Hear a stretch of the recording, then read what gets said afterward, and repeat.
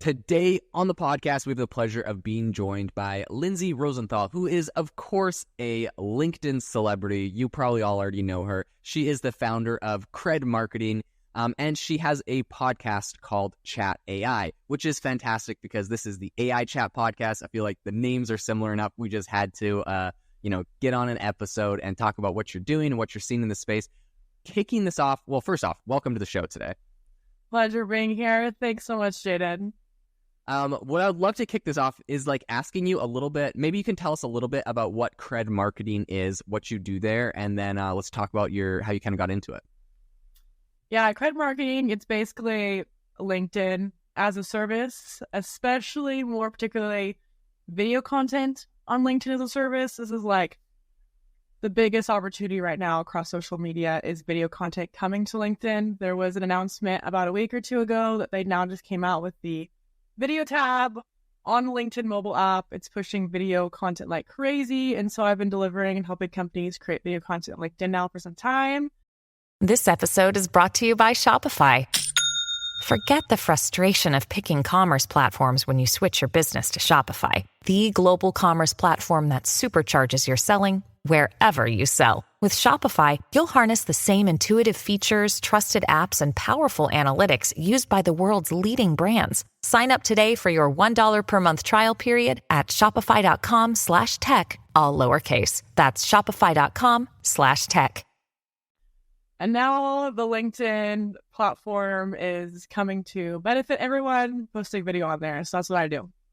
Super, super cool. Okay, so this is how I found you because you're showing up in my feed now talking about AI news and different things. So talk to me, you have this amazing marketing company, amazing services. How did you get into the AI side of it? I know you have an AI related podcast and you talk about AI news and stuff. Is it specifically AI you focus on? Do you have other focus areas, and how did you kind of get into that?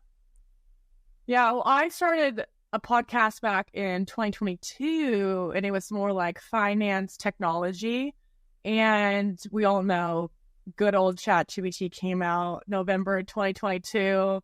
Using it November 2022 and was I think me and everyone else in the world was this is incredible technology. This is changing the game. We all had those jaw drop moments. I experienced that myself very quickly after that, turned it into Chat AI, had the podcast, and then basically brought Chat AI locally to LinkedIn. And so now I host episodes with people across LinkedIn on LinkedIn with my Chat AI podcast. I don't even have it as much outside of LinkedIn. But yeah, I've just since November 2022 knew that this is technology that was going to just kind of change the game for every industry, every business. Have integrated. We could talk about more integrated into my own business. I use it, small team, been able to kind of scale out marketing efforts to hundreds of thousands of views a week across LinkedIn. As a small team, I feel like that is all because of the power of AI. And I think many people have that same testimony to be able to kind of scale their companies using AI. So yeah. Yeah, 100%. And I think whether you're a solopreneur or you're a small business owner or you work in a Fortune 500 company, you see all of the benefits that AI gives you. You can scale things so much bigger, faster, etc. Talk to me about what you're kind of working on. So you, even with your own content, how are you currently using AI in there? What does your AI workflows look like? How is it kind of speeding up what you're doing? Obviously, you started relatively recently and been able to scale up to a huge kind of audience on the platform. And, you say you use a lot of AI tools. So tell us a little bit about what that looks like. Yeah, under the hood. Yeah, so I think I use AI about every step of the way when it comes to ideation, when it comes to actually creating the content. I'll break it down a bit more, but basically, let's say I'm working with a client. The first step is just kind of coming up with pillars. For one, what is your business about? And for two, what is the content that's going to serve your business? And we use AI just to even brainstorm the best pillars to talk about through content. So that's step one. And then from there, being able to now come up with the topics that are within each pillar is the next step. And then we hop on, film the videos, and then afterwards being able to use different AI video editing tools Descript is my favorite. I swear by it. I think I spend more time on Descript than I spend sleeping every day. Really? Yeah. And then from there, after you have the video, obviously LinkedIn still has heavy text content. So then being able to use like the straight up transcripts from Descript to turn it into text post that goes alongside the video content. So being able to like scale an agency that's creating a whole bunch of video content, and all video content is kind of paired with text content as well, and being able to use AI every step of the way, mostly ChatGPT, heavy into GPT creation. We could talk more about that. Then also using AI to like video edit as well has been like a huge thing. There is like stuff coming up in the news about more like AI actually generating the video, which will be interesting. I'm sure you've talked all about that here on the podcast, but just kind of being able to break down whatever company it is. So let's say, for example, I have a marketing company, but whatever company you have, being able to break down your task into very like small little details and saying, where can I use AI tools? What tools are there available? And how can I use AI to basically cut down the time by 50% or more on each task is kind of how I've guided companies to start integrating into their own workflow. I think it's kind of the way to go. 100%. Okay, so you talked about Descript. I'd be so curious. I feel like I've downloaded this before. I tried using it for something and it didn't work for whatever my use case was, and I like moved on. I feel like this happens probably for a lot of people with a lot of different AI tools, right? You kind of like have one thing you want to use it for. If it doesn't do it perfect, you move on and forget about it. So, I mean, I'm so curious. Of course, I know all of these technologies are changing a ton, so I'm always down to go back and test something out. What are you using Descript for, and like what's it working for you? Oh my gosh, I like Descript is like my number one go-to tool. Like I am not paid by them. I'm not learning. Now I talk about Descript, I feel like I should reach out to the team. But basically, it's so like it's my go-to tool. So I create so much video content for me and myself. I'm creating like 10, 20 videos a day, like so many. Oh my gosh, are you serious? I have so many videos. That's insane. Okay, wait, you have to tell me about that for a second. So you create 10 videos a day. Now, are these like 5-minute clips for like or for like a podcast on LinkedIn, or are these like TikToks?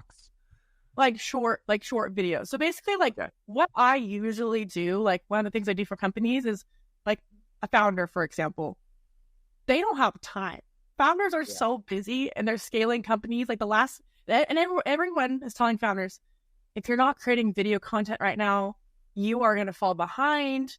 You are losing out. Video content is the wave. Have you seen TikTok? Have you seen this thing? And they're all like, that's great, but like I have to build a company. Like I have to build things. I have to like lead companies. I have to talk to investors. I don't have time to build video. And so what I do is I come up with all the content, like all the ideas, kind of like the questions, the bullet points, 4 questions, send it off to them. So all you have to do once a month is hop on an hour call. So we have an hour call and we just film a bunch of videos, and we have like, 12 to 15 that we do. So you hop off the call and I have this like chunky hour of really rich content, but it's an hour, that's a lot of like, are you like on a call with them, like asking them the question, or do they just like go through your stuff and just like talk about it? So we kind of gut it through, because at the end of the day, like I create video content every single day. So I know like the best practices of video content, short video content, like the hook is everything. Okay. Like, So when you say you create 10 a day, this is including ones you're doing for clients, or is it personal? Yeah. Okay. For clients too, not just myself. I don't create 10 videos myself a day. That would be a little That's what I thought. I was like, holy smokes. Okay. That makes sense. So your podcast data, and you're like creating 10 podcasts a day. You're like, I've done it before. Yeah, I've done 10 a day. It depends. Sometimes when there's a lot going on, you got to go crazy. I got to get better at it. But okay, so you're creating all this content, 10 videos a day. You go over to Descript, and what's it doing for you? It's super easy. All you have to do is, let's say we're in Riverside right now. You download it from Riverside. You upload it to Descript. Okay, I have a finance degree. I don't have a video editing degree, And so you upload the Descript. So you upload the video into Descript, and it's amazing. There is your video on one side, your timeline, and all the text from the video. So it transcribes the video automatically. And all you have to do is edit the video as if it's like a text document, because you have your hour talking back and forth. And so let's say a topic about, the way that AI is coming in and impacting jobs. And they have this like really great like hook that I like helps them kind of create. AI is taking every single job in the world. Obviously not. We can talk about that. You kind of grab that section and be able to like pull it out and make a short video out of that. And it's super easy to do within Descript because you're editing the transcript as if it's a text document. And then you can grab little paragraphs basically out of the text document and turn those small paragraphs into short videos. So all I was going to say is I love this like style of editing where like, for people that have done traditional video editing, you have like a timeline, you got to clip it. It's kind of tricky. And then now we're starting to see kind of these new AI integrated tools where it's like, it's literally with the text. So you're just like, look and grabbing that snippet of the text document and grabs the video. How good is Descript at that? Like, do you ever like grab a piece of text and it's like, it only got like half of a word or something? Cause I feel like I've seen that on other software. Yeah, I've never really like, obviously. So another amazing feature that Descript has too is you have a button. You can click one button and it takes out all of the ums and ahs. Nice. And there's another button that takes out every single moment of like kind of like white space of like not talking.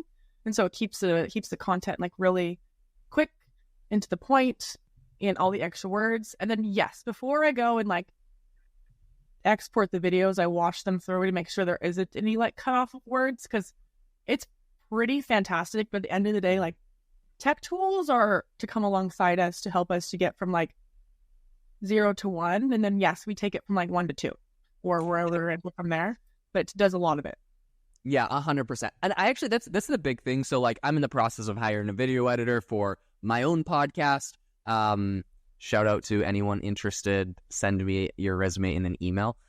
But one thing that I have noticed is like, a lot of people are like, oh, you don't need a video editor. Like AI does everything for you. Okay, well, first off, I also don't personally want to do that. So even if it did, I would want someone to like manage it. But second off, I think AI is incredible in a lot of these AI tools to like get you your first rough draft and your first start. It can get you so far down the path that it just speeds up the whole process, but definitely doesn't do everything today. Have you tried something like Opus Pro by chance?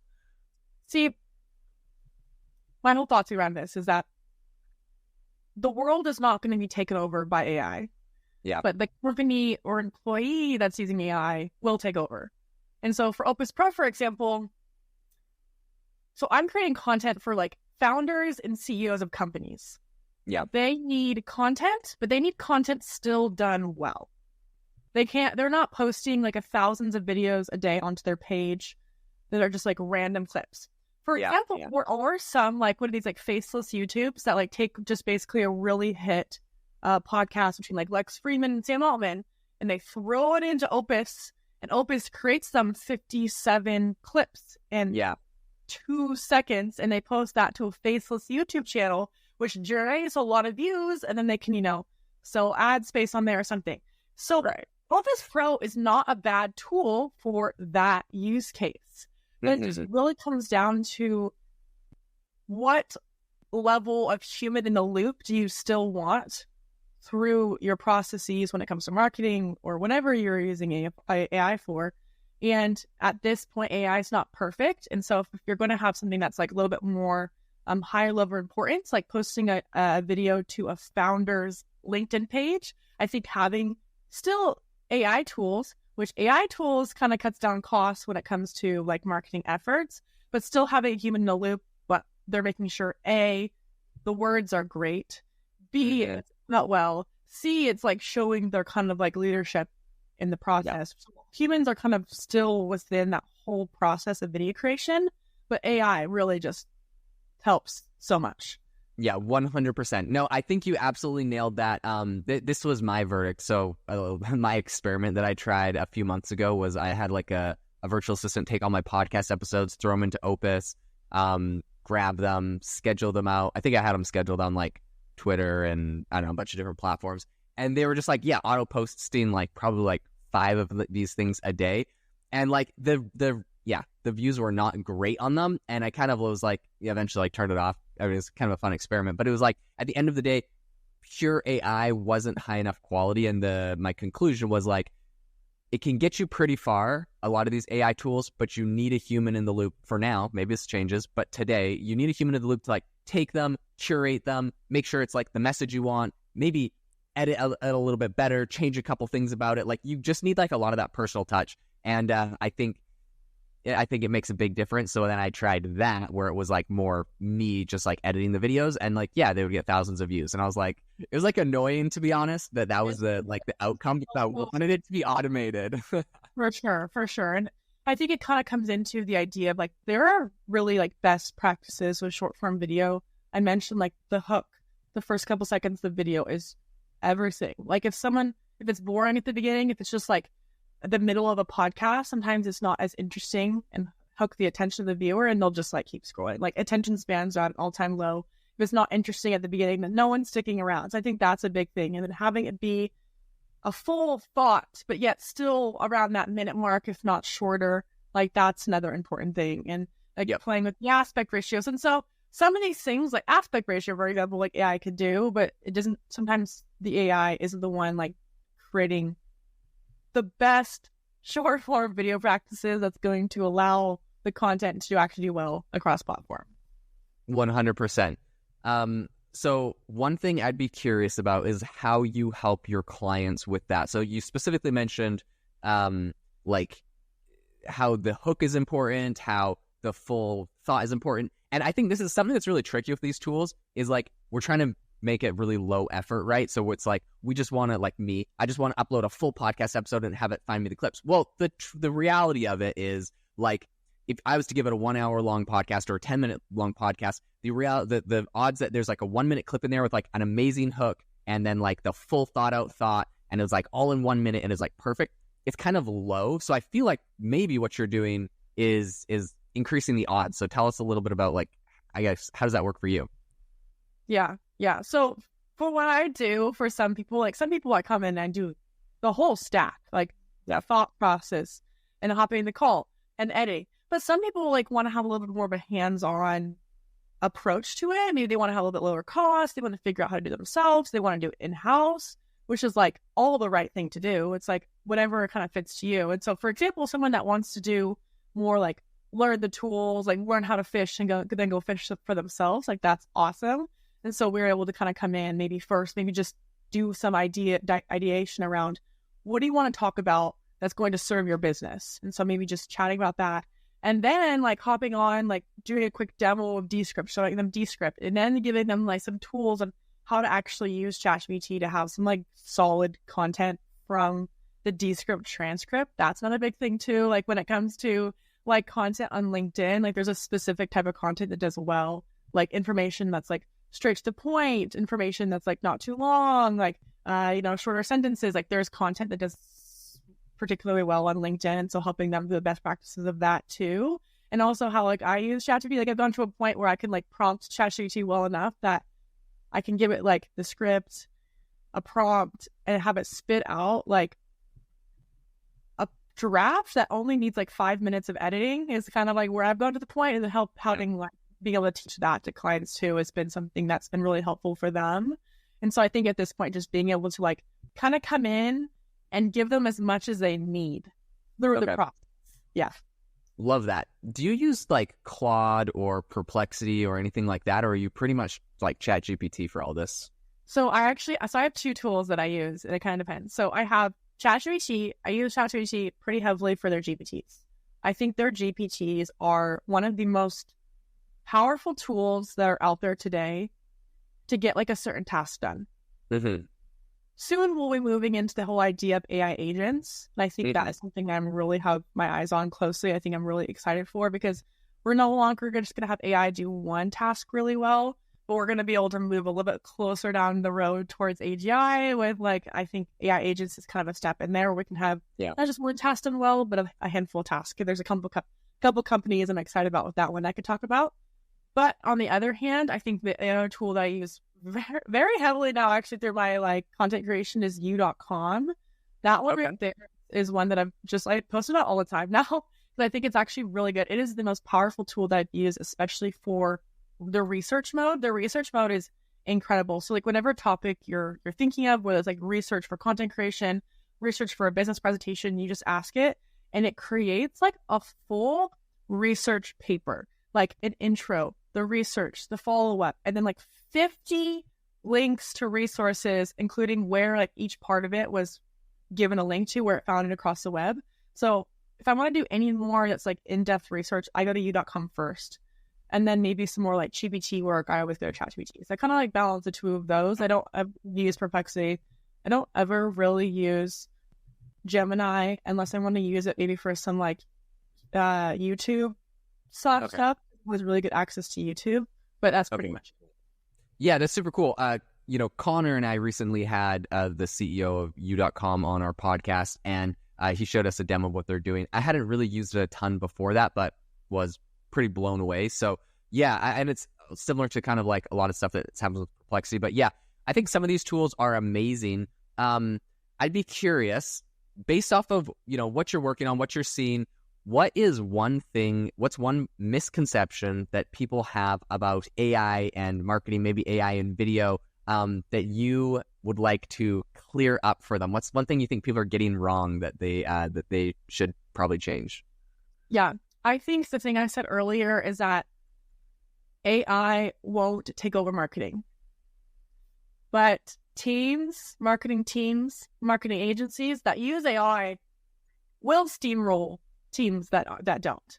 So I think it's this whole idea that I feel like some people feel not very empowered when it comes to AI because they haven't used the tools, they haven't played around with it, and so it's kind of AI is kind of a thing that's a little scary in their minds, and it shouldn't be scary. It's actually pretty easy to go start playing around ChatGPT, understanding it, and then kind of moving from like scared to like empowerment. That if you start to grow with the tools, understand the tools, then you won't be steamrolled through this whole like AI crazy innovation right now. And I think that's actually quite empowering to people. If they start to understand the tools and use them, they grow with the tools and they won't be out of jobs.